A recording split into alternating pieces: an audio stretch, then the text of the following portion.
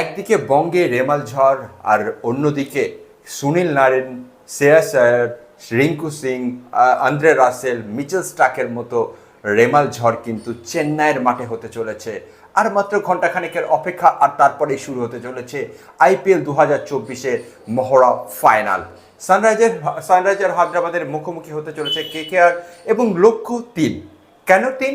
কারণ হচ্ছে 2012 সাল এবং 2014 সালে চ্যাম্পিয়ন হয়েছিল কলকাতা, 2021-এ রানার আপ হয়েছে, সেখানে হার মেনে নিতে হয়েছে। তারপরে কিন্তু আবার ফাইনাল 2024-এ, অর্থাৎ এই সুযোগটাকে কিন্তু হাতছাড়া করতে চাচ্ছে না।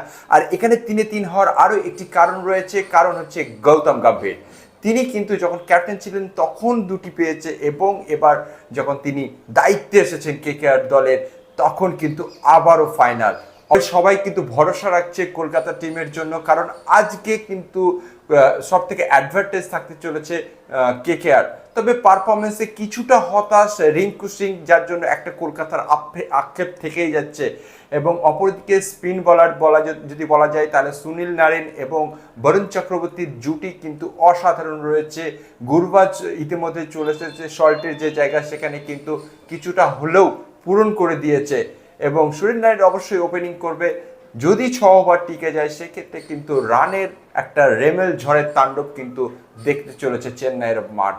এবং অপরদিকে সানরাইজার হায়দ্রাবাদ যদি প্রথমের দিকে ব্যাট করে সেক্ষেত্রে কিন্তু কলকাতার জন্য একটু কষ্টকর হবে, কারণ হেড অস্ট্রেলিয়ার বারকুটা ব্যাটসম্যান হেড এবং অভিষেক তারা কিন্তু দুইজনই দুরন্ত পারফরমেন্স রয়েছে তাদের। এবং এই দুইজন কিন্তু যদি টিকে যায় সেক্ষেত্রে কিন্তু একটা রানের পাহাড় করে দেবে যদি প্রথমের দিকে ব্যাট পায়। তবে চেন্নাইয়ের মাঠে চেস করাটা কিন্তু খুবই কঠিন, ডিউ থাকে একটু দেরিতে খেলার পরে কিন্তু ডিউ থাকে প্রচুর পরিমাণে, যার জন্য কিন্তু যারা সেকেন্ড ব্যাটিং করবে তাদের জন্য কিন্তু অ্যাডভান্টেজ কম থাকে, যারা প্রথম ব্যাটিং করবে তাদের জন্য কিন্তু অ্যাডভান্টেজটা অনেকটাই বেশি থাকে জেতার ক্ষেত্রে।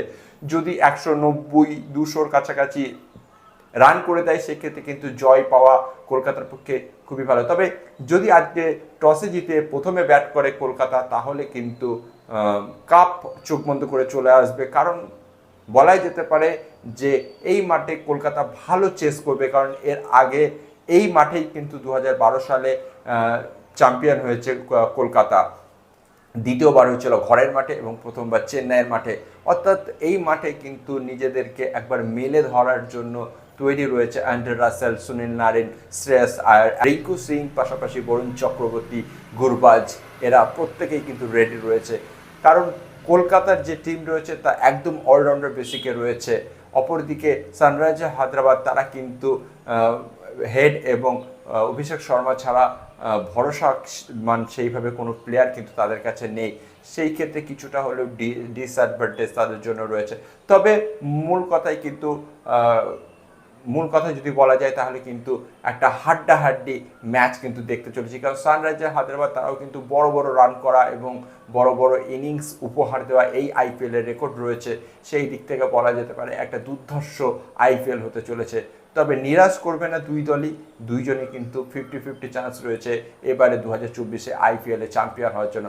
তবে দেখা যাক কে চ্যাম্পিয়ন হয়, কারণ সেই দিকে তাকিয়ে রয়েছে আপামর কলকাতাবাসী, পুরো কেকেআরের যা ফ্যান রয়েছে সারা বিশ্বে তারা কিন্তু তাকিয়ে রয়েছে আজকে চেন্নাইয়ের মাঠের দিকে। তবে আবহাওয়া পশ্চিমবঙ্গের জন্য কিছুটা হলেও দুঃখজনক, কারণ আজকে যে রেমেল ঝড় হচ্ছে পশ্চিমবঙ্গে তার কারণে অনেক কলকাতা ফ্যান তারা কিন্তু অংশগ্রহণ করতে পারবে না, এটা কিন্তু খুবই একটা দুঃখের। তবে দেখা যাক আজকে কেকেআর কেমন পারফরমেন্স করে, তবে লক্ষ্য থাকবে চ্যাম্পিয়নের দিকে। ভালো থাকবেন, দেখা হবে আবার অন্য কোনো নতুন ভিডিওতে।